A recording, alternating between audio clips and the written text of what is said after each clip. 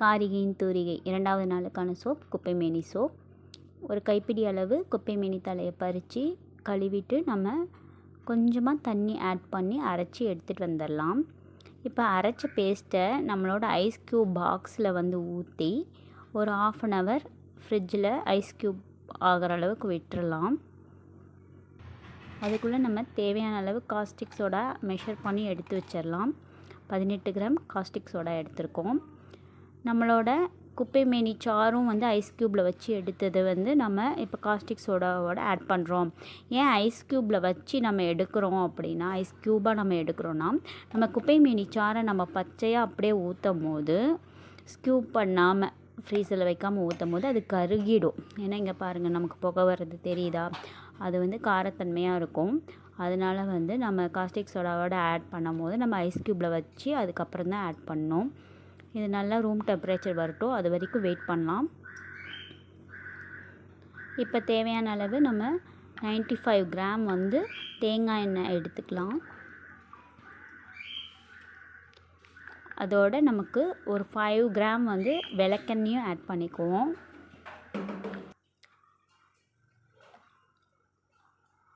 இது ரெண்டையும் நம்ம நல்லா கலந்து விட்டுறலாம். 2 ஆயிலும் ஒன்றோட ஒன்று மிக்ஸ் ஆகணும். அதுக்குள்ளே நம்மளோட காஸ்டிக் சோடா குப்பைமேனியோட சாரும் நமக்கு ரூம் டெம்பரேச்சருக்கு வந்துடும். இந்த ஸ்டேஜில் நம்ம தேங்காய் எண்ணெயோட இதை வடிகட்டி ஆட் பண்ணிக்கலாம். நம்ம வடிகட்டி தான் ஆட் பண்ணோம், வடிகட்டாமல் அப்படியே ஆட் பண்ணிடாதீங்க.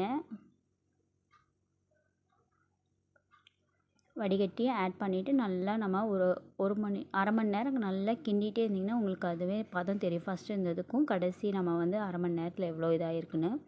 ஆனால் இது ரெடி பண்ண நமக்கு 1 மணி நேரம் ஆகுங்க கண்டிப்பாக. பாருங்கள், அரை மணி நேரம் கழித்து எவ்வளோ இப்படி தான் இருக்கும் பதம்.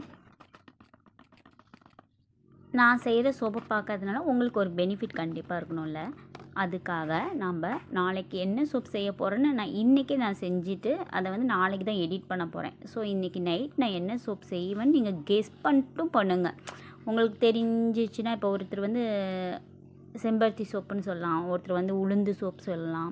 இப்படி எந்த சோப் இப்போ நாளைக்கு நான் செய்ய போகிறேன் அப்படிங்கிற சோப்புக்கு அதிகமாக இப்போ ஒருத்தர் பண்ணியிருந்தால் அவங்களுக்கு அந்த சோப்பை கொடுத்துடலாம். இது 10 பேர் ஒரே சோப்புக்கு கமெண்ட் பண்ணியிருந்தா நம்ம எப்படி கொடுக்க முடியும்?